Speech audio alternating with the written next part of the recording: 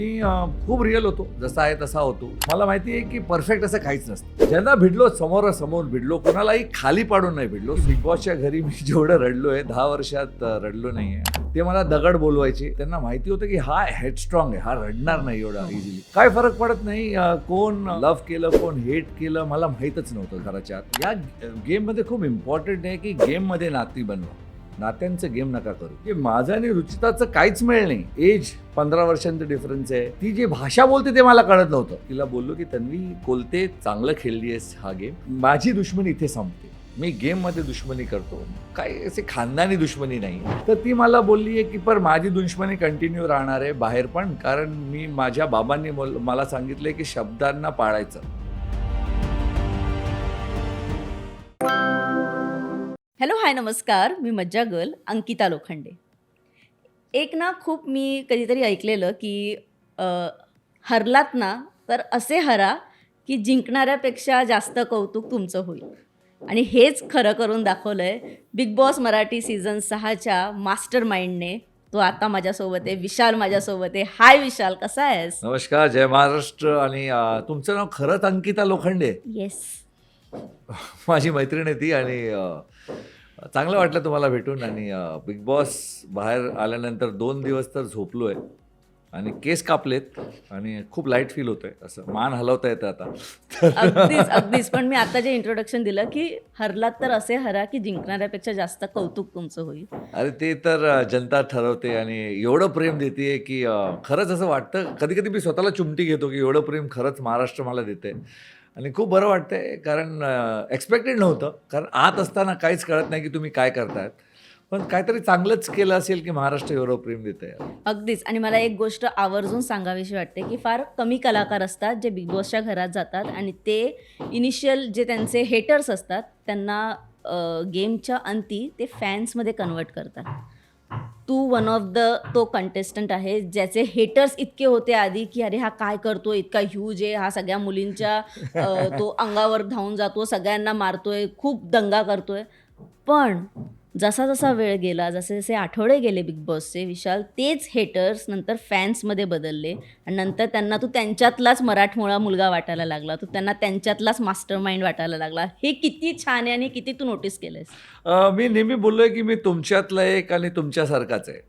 आणि परफेक्ट असं काहीच नसतं लाईफमध्ये. आणि मी खूप रिअल आहे, जसा बाहेर आहे तसा आत आहे. तर मला जास्त प्रयत्न करावे नाही लागलं, कारण मी खूप रिअल होतो, जसा आहे तसा होतो. मला माहिती आहे की परफेक्ट असं काहीच नसतं. मला जे 6 दिसतं तुम्हाला 9 दिसेल कदाचित. तुमचं 9 मी का बघू? मी माझं 6च बघणार आणि तुम्ही पण माझं 6 बघू नका, तुम्ही तुमचं 9च बघा. मी तसाच होतो घराच्या आत. काय फरक पडत नाही कोण लव्ह केलं कोण हेट केलं मला माहीतच नव्हतं घराच्या आत.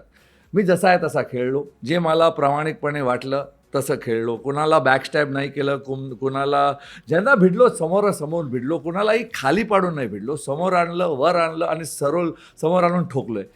तर आणि मराठी माणूस तसाच असतो. मला माहिती आहे, मी मुंबईचा मुलगा आहे, दगडी चालचा मुलगा आहे. आणि मी हेच शिकलो आहे लाईफमध्ये की चूक करा, पडा, शिका, उठा आणि पुढे जा.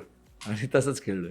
अगदीच. एक मोमेंट आलेला जेव्हा असं वाटलं की गेला हातातून गेम, किंवा विशाल या आठवड्यात बाहेर जातोय का? पण स्विमिंग पूलच्या इथे बसून जेव्हा विशाल रडला किंवा जेव्हा विशालने स्वतःच्या मनातलं खूप सांगितलं प्रेक्षकांना म्हणण्यापेक्षा तो स्वतःशी बोलत होता, पण ऑब्व्हियसली कॅमेरा असा सगळे कॅप्चर झालं.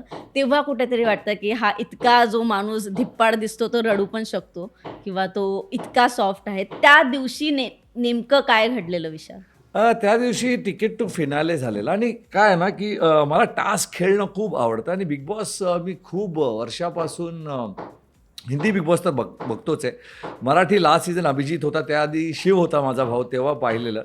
आणि बिग बॉसमध्ये टास्क म्हणजे हा माझा फेवरेट आहे. आणि बिग बॉसचा महा टास्क असतो तिकीट टू फिनालेचा टास्क. आणि मला हात बांधून त्यातूनच बाहेर काढलेलं. मला वाटलं की 2 आठवडे मी काय करू, टास्क खेळू नाही शकत, नॉमिनेटेड तर आहेत. नॉमिनेशनचं एवढी भीती नाही वाटत होती, कारण मी हप्ते भरायला कधीच खेळलो नाही.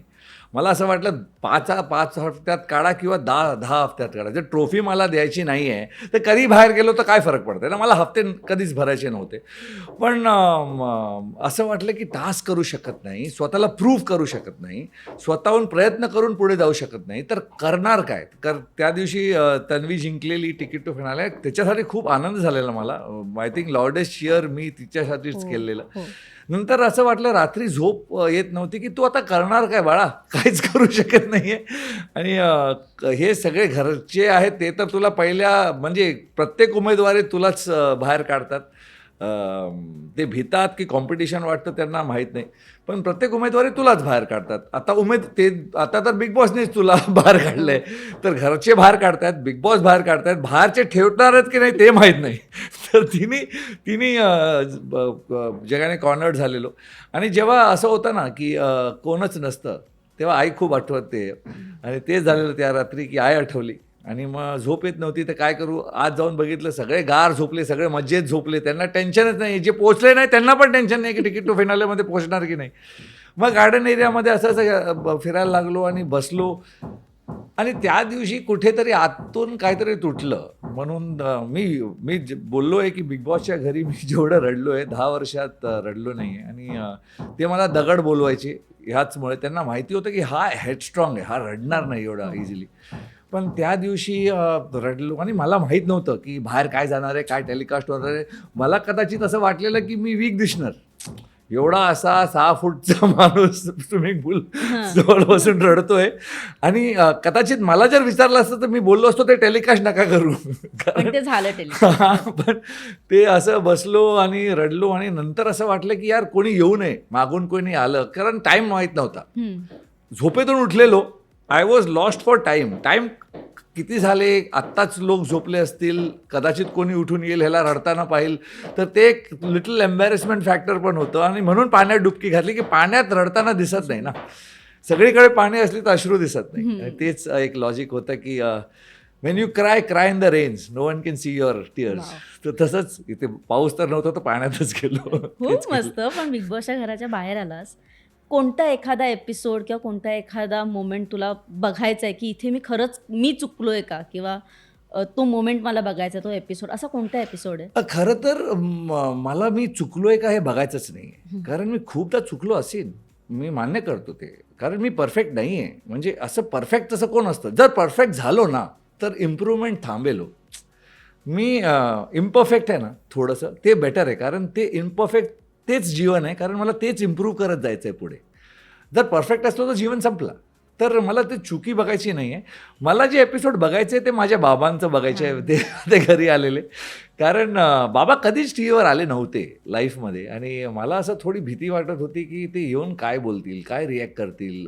कारण मला हे पण भीती वाटत होती ते येऊन बोलतील की तू कशाला भांडतोय लोकांची, लोक राईट आहेत आणि तू का भांडतोयस.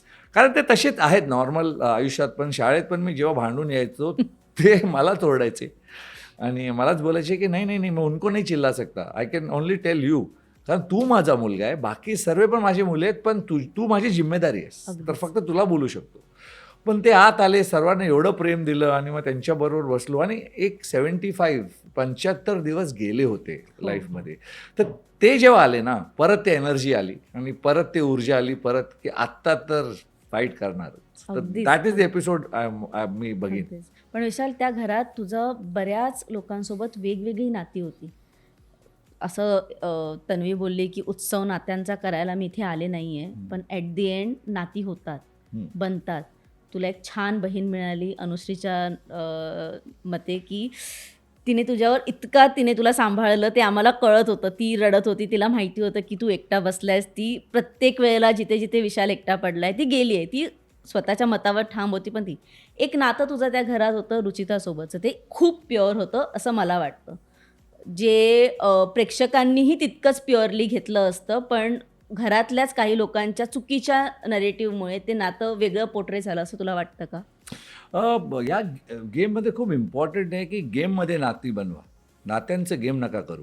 हे मी नेहमी बोलले गेमामध्ये, की गेममध्ये नाती बनवलात ना तर ठीक आहे, पण गेम नात्यांचं गेम जे बनवतात ना ते प्रॉब्लेम आहे. आणि मी फक्त गेममध्ये नाती बनवली आहेत. ते कुणाबरोबर असू दे, रुचिताबरोबर असू दे, रोशनबरोबर असू दे, अनुश्रीबरोबर असू दे, राधा ती एक म्हणजे राधाचं सगळ्यात जास्त मेसेज आलेत मला. ती 2 आठवडे होती हो. मग एवढं प्रेम का? कारण तिने बघितलं की हा रिअल आहे. हो. रुचिताबरोबर it was a genuine bond. एक वेगळी पर्सनॅलिटी होती ती. म्हणजे मी जर म्हणजे माझं आणि रुचिताचं काहीच मेळ नाही. एज 15 वर्षांचं डिफरन्स आहे.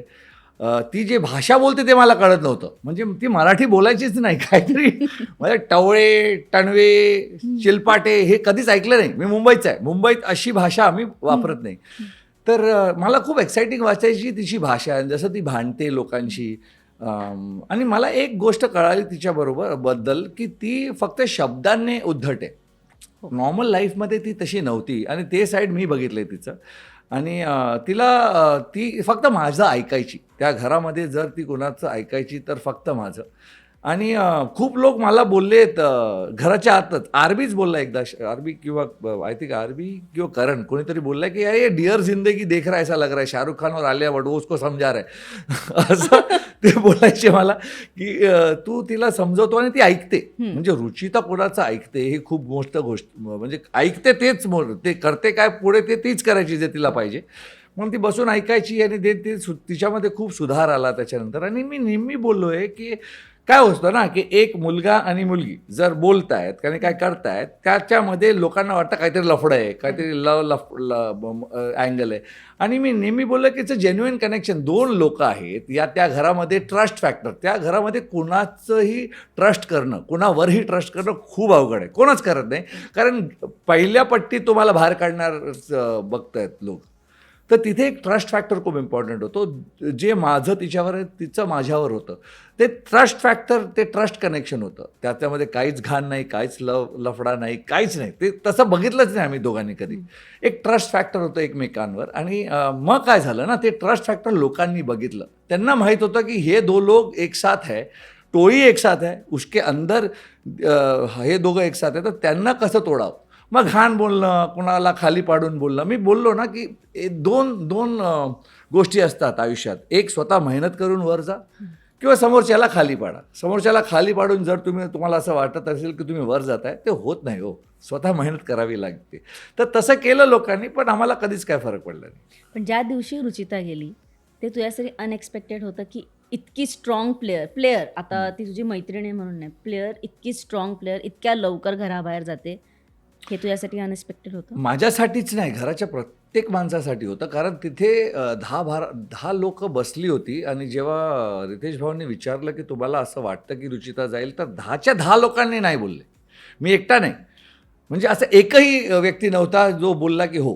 तर मलाच नाही, सर्वांना वाटत होतं की ती एक स्ट्रॉंग कॉम्पिटिटर आहे, ती राहणार आहे. ती चांगलं की वाईट आम्हाला माहीत नाही.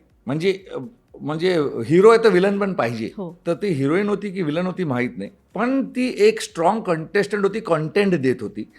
आणि खूप लोक खुश झाली ती गेल्यावर, कारण कॉम्पिटिशन कमी झाला त्यांच्यासाठी. तर मला असं वाटतं की ती व्हायला हवी होती. आणि चांगला लढा देत होती ती. आणि ती सुधरत होती. स्लोली तिचं गेम अप होत होतं. कधी कधी हे पण वाटतं की ती जर भांडलीच असती तर बेटर असती, कदाचित राहिली असती. मला हे पण वाटतं की गेम वाईज जर ती भांडलीच असती, सुधारली नसती, तर ती गेममध्ये असती. अगदीच. तन्वी जिंकली, तन्वीने ट्रॉफी उचलली आणि तन्वीचे बरेच इंटरव्ह्यू झाले. तर तन्वी त्यात एका इंटरव्ह्यूमध्ये असं बोलली आहे की मी टोळी सोडली म्हणून आज ट्रॉफी माझ्या हातात आहे. माहीत नाही की ती टोळी सोडली म्हणून ट्रॉफी तिच्या हात. मला कन्फ्युजन आहे की फक्त टोळी सोडली तर अनुश्री विनर व्हायला पाहिजे. मला कळत नाही की ती परत आली म्हणून ती विनर आहे. हे सगळं काय ना आता तथ्य आहेत. ज्याला जिंकायचं तो जिंकलाय. काय कारणाने जिंकलाय ते मला माहीत नाही.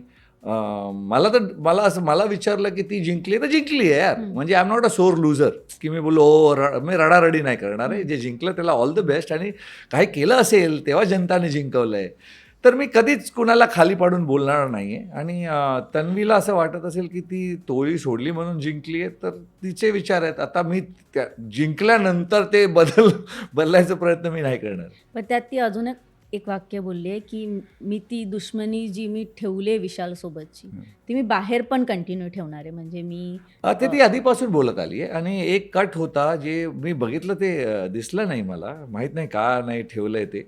जेव्हा हे सगळं संपलेलं जेव्हा गेस्ट आलेले ना हं. गेस्ट जेव्हा आलेले त्याच्यानंतर तिथे आमचा गेम संपला तिथून पुढे काहीच नव्हतं. Correct. मी तिच्याकडे गेलो आणि तिला बोललो की तन्वी कोलते चांगलं खेळली आहेस हा गेम आणि माझी दुश्मनी इथे संपते. मी गेममध्ये दुश्मनी करतो काय असे खानदानी दुश्मनी नाही आहे. जे गेमचं आहे ते गेमचं आहे. मी राकेशला पण मिठी मारली आणि सॉरी बोललो आहे. तुला मी सॉरी नाही बोलणार आहे कारण तुझ्याबरोबर मी काय असं केलं नाही आणि ते गेमचं आपलं कॉम्पिटिशन आहे ते कॉम्पिटिशन आहे दुश्मनी आहे ते दुश्मनी आहे. दुश्मनीमध्ये इमानदारी दोघांनी पाळली आहे पण माझी दुश्मनी इथे संपते. तर ती मला बोलली आहे की पण माझी दुश्मनी कंटिन्यू राहणार आहे बाहेर पण कारण मी माझ्या बाबांनी मला सांगितलं की शब्दांना पाळायचं. मी बोललो बरोबर आहे तू तेच कर जे तुझ्या बाबांनी बोलले. माझी आई मला बोलली आहे की दुश्मनीपेक्षा माणुसकी मोठी. तर मी माणुसकी पाळीन तू दुश्मनी पाळ आणि मी हात दिलं तिला. तिने हात नाही घेतलं माझं. मी बोललो हे माझा हात आहे तू नाही मिळवत आहे ते तू आहे हे मी आहे आणि मी हे सारे निगेटिव्हिटी इथे सोडून जाणार आहे आणि मी तिथून निघालो. तर माझं असंच आहे मी त्या गेममध्ये आताही तन्वी कुठे दिसली तर मी हसीन आणि हाय बोलीन तिला मला काहीच प्रॉब्लेम नाही आहे. आणि ती जेव्हा जिंकली कुठलाही टास्क जिंकू दे तिकीट टू फायनलला जिंकले तेव्हा सगळ्यात जास्त खुश मी होतो. बाहेर जेव्हा ती स्टेजवर जेव्हा रितेश भाऊंनी मला विचारलं तुम्हाला काय वाटतं कोण जिंकणार मी बोललो तन्वी कोलते. तर मला कोण जिंकलं त्याचं म्हणजे असं नाही की माझी दुश्मन आहे तर ती नाही जिंकावं का तिने जर चांगलं केलं आहे तर जिंकावं यार. दुश्मनी पण अशी असावी की प्रशंसा पाहिजे ना. दुश्मन आहे तर आहे आय एम कम्पिटिंग. Correct. तर ते दुश्मनी त्या गेममध्ये बाहेर ती कशी आहे कशी व्यक्ती आहे मला नाही माहीत तर मी बाहेर दुश्मनी का ठेवू. म्हणून कदाचित तुझं आत्ता सोशल मीडियावर खूप कौतुक होतं आहे आणि ते प्रचंड आवडतं आहे सगळ्यांना. कारण फार कमी वेळा असं होतं की विनरला सोडून जे बाकीचे असतात ना त्यांना इतकं प्रेम दिलं जातं. म्हणजे जिंकणाऱ्याला कदाचित असं वाटू शकतं की अरे हरले असते तर बरं झालं असतं. इतकं प्रेम तुला प्रेक्षक देत आहेत. आणि जर कमेंट सेक्शन मी आत्ताही तुझं अकाउंट बघत होते त्याच्यावर एकही कमेंट अशी नाही आहे की बरं झालं हरला किंवा बरं झालं हा टॉप 2 मध्ये नाही गेला. प्रत्येक कमेंट ही बिग बॉसला नावं ठेवणारीच आहे की तुम्ही पार्शालिटी केली तुम्ही बायस झाला विशालच असायला पाहिजे होतं आणि हे ते. हे जेव्हा ऑडियन्स तू बघतोयस कारण का तू हिंदीही केलं आहेस बिग बॉस. मी तेही बिग बॉस बघितलं पण त्याच्यानंतर मला विशाल नाही दिसला कुठे.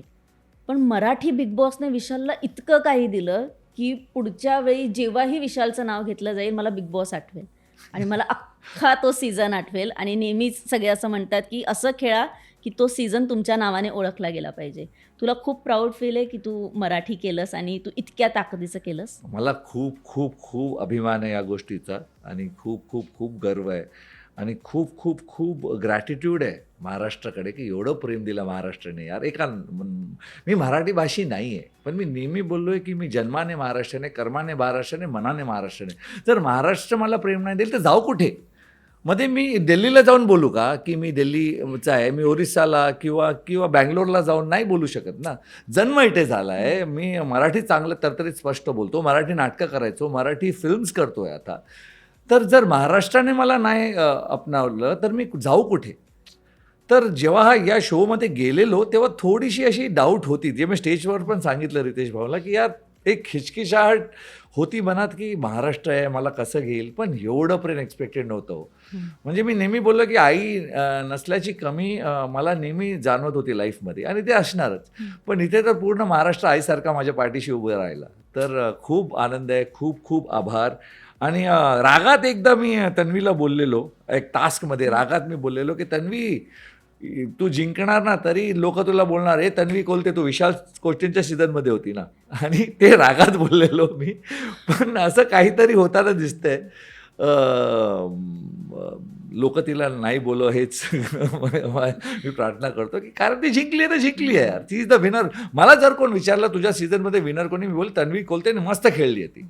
तर पण स्वतःचं बरं वाटतं आहे की हा सीझन माझ्या नावाने ओळखलं जात आहे. रितेश देशमुख सर बोलले की मी त्यांचं फेवरेट कॉन्टेस्टंट होतं की ह्या सीझनचं जर कोणी जेव्हा हा सीझन आठवेल विशाल कोटेन सगळ्यांना आठवणार.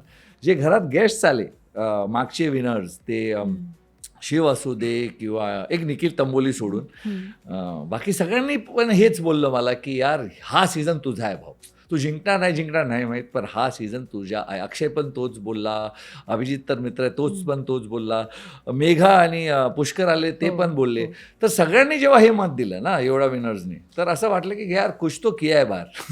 म्हणून असं म्हणतात ना की मोठं बोलायचं, सगळं देव ऐकतो आणि कधीतरी ते पूर्ण होतंच.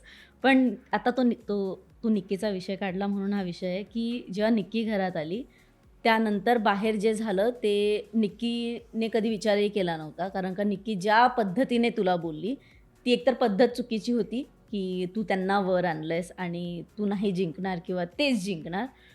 कुठेतरी विशाल त्या घरात, कारण का बाकी कोणी नसतं, तुम्हाला बाहेर काय चाललं हे नसतं माहिती, कुठेतरी थोडासा मॉरल डाऊन झाला की कुठेतरी अजिबात नाही, कारण निकी बोलत होती. हे जर अभिजित सावंत किंवा शिवने बोललं असतं किंवा अक्षय किंवा विशाल किंवा कोणीही बोललं असतं ना, तर थोडंसंच वाटलं असतं की खरं बोलतायत. पण निक्की बोलली तर एवढं नाही वाटलं, कारण ती मला अजून एक बोलली की मेरी काली जबान है, जो मैं बोलती हूँ वो होता है. मग मी तिला विचारलं किती सीझन्स केले तू रियालिटी शोजचे? तिथे बोललं 3. पण त्यात का नाही बोललं की मी जिंकणार, तू जिंकली असती. मी फक्त हे बोललो तिला की काली जबान तर स्वतःबद्दल बोल ना, जिंकली असती. फक्त हे बोललोय. आणि निक्की बोलत होती, तुम्ही माझा रिॲक्शन पण बघा. मी तिला असं बघत होतो, मला असं वाटलं वा वा बहुत दिन के बाद एंटरटेनमेंट देखणे मिळलं. मी खरंच तसं बघत होतो, अजिबात वाईट नाही वाटलं, काहीच नाही वाटलं. अनुश्रीने मला विचारलं पण की तेरको तू असं ती बोलते का, बोलत का नाही आहेस तिला, तू फक्त एवढं बोललंस. मी बोला नाही तिला ऐकायला जास्त मजा येते, बघ ना मजा घेऊया. तर मी मजा घेत होतो. मला माहीत होतं की काय ना लाईफमध्ये मी एक रिअलाईज केलं आहे की तुमच्या खाली जे असतात ना त्यांच्याबद्दल तुम्ही वाईट नाही बोलत, तुमच्या वर जे असतात ना त्यांच्याबद्दलच तुम्ही वाईट बोलता. तर जर कोणी तुमच्याबद्दल वाईट बोलताय ना तर तुम्ही त्यांच्यावर राहतो म्हणूनच बोलताय. अगदीच. पण आता घराच्या बाहेर आलायत सगळेच, कोणाला भेटायची इच्छा आहे किंवा कोणाला आहे प्लॅनिंग ठरलेत की जायचंय भेटायचंय? सागरदादांना भेटलोय मी त्या दिवशी, म्हणजे फिनालेच्या नंतर त्यांच्याबरोबर बसलो. सगळ्यांना भेटायचं मला तन्वीला भेटायला, आरबीला भेटायला काय प्रॉब्लेम नाही. मी सगळ्यांशी प्रेम करतो त्यांना, म्हणजे आरबी कदाचित भेटणार पण कारण मॅच्युअर्ड आहे. तन्वीला नाही भेटायचं असेल, मला भेटायचं आहे, मला सगळ्यांना भेटायचं आहे. त्यात घरात मी 100 दिवस सगळ्यांबरोबर होतो, तर सगळ्यांशी काही ना काही नातं जुडलं आहे. ते दोस्तीचं असू दे, दुश्मनीचं असू दे, नातं तर आहेच ना. तर मला सगळ्यांना भेटायचं आहे, काहीच प्रॉब्लेम नाही आहे. प्राजक्ता, रुचिता, रोशन, राधा, करण, सचिन, अजून कोण आहे, सोनाली, म्हणजे ओमकार, सगळे म्हणजे इव्हन वाईल्ड कार्ड संकेत, यार माझ्या भावासारखा आहे तो, खरंच छोटा भाऊ बघतो मी त्याच्यात. रेवा, संस्कृती, सगळ्यांनाच भेटायचं आहे मला. आणि प्रभूला पण यार, प्रभूला खूप खूप खूप प्रेम देतो मी. आणि स्टार्टिंगला मला तो खूप असा, कारण तो थोडा उद्धट होता माझ्याबरोबर माहीत नाही का, नंतर तर खूप आमचं एक नातं जुडलं. आणि मी गुलाबजामुन असं घेऊन बसायचो आणि तो यायचा आणि मी बघायचा आणि फक्त असं विचारायचं आणि तो येऊन घेऊन जायचा. म्हणजे दॅट वॉज दी कनेक्शन. तर सगळ्यांनाच भेटायचं आहे मला तर दिव्याच्या गावाला पण जायचं आहे. हां, तिने बोललं तिच्या गावात असं झरणा दिसतो आणि खिडकीवर बसल्यावर, मग मला तिच्या गावात पण जायचं आहे आणि सगळ्यांनाच भेटायचं आहे. खूप एकदम वेगळं एक्सपिरियन्स होतं. माझी एक छोटीशी फॅमिली बनली आहे, छोटी नाही 21 लोकांची मोठी फॅमिली आहे ॲक्च्युली, छोटी राहिली नाही आता ती, करत 21 झालेत. पण सगळ्यांचे माझ्या इथे मनात ना काही एक परिणाम सोडलं आहे, एक प्रत्येक कॉन्टेस्टंटने. आणि इथे प्रेम घेऊन चालतो आहे सगळ्यांसाठी, काहीच राग द्वेष काहीच नाही आहे. खूप खुश आहे मी आयुष्यात. एवढं प्रेम मिळून जर मी खुश नसलो तर कायच आहे.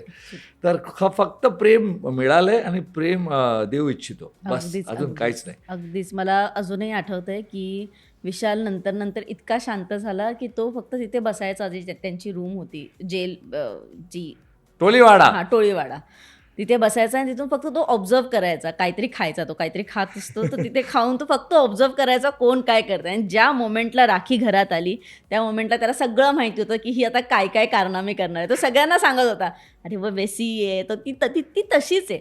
मला राखी आणि तुझ्या रिलेशनबद्दल ऐकायचं आहे की ते नातं किती घट्ट आहे. अरे राखी आणि मी बाहेर खूप घट्ट मित्र आहोत, म्हणून एका वेळेला मला खूप राग आलेला तिच्यावर, कारण मला माहिती आहे राखी कशी आणि राखी काय करणार आहे हे पण मला माहिती आहे. 10 वर्ष तिला ओळखतो आता ती काल मला फोन केला, आज दुबईला मी शिवानी ती काल 22 काल होतं, काल दुबईला चल तू चल. मी बोललो यार आता झोपू दे, 2-3 नेक्स्ट ट्रिपला येतो. तर खूप घट्ट मित्र होतो आम्ही. आत्ता एक फोन केल्यावरती येईल, मुंबईत असेल तर.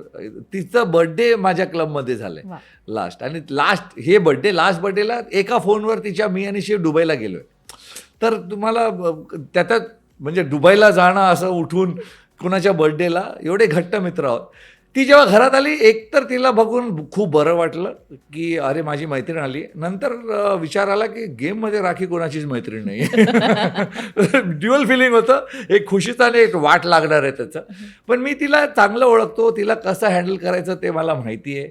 आणि ती अशी म्हणजे राखी सावंत खूप वेगळी आहे. म्हणजे तिने माझ्यावर जिरा टाकला, हल्दी टाकली, मिरचं, पाणी सगळं टाकलं, आणि मी तिला बोललो की मी ट्रिगर होणार नाही. ती ॲक्च्युली ती खूप तिला राखी सावंत ट्रिगर केलं, आणि कोण ट्रिगर होत नाही असं होत नाही.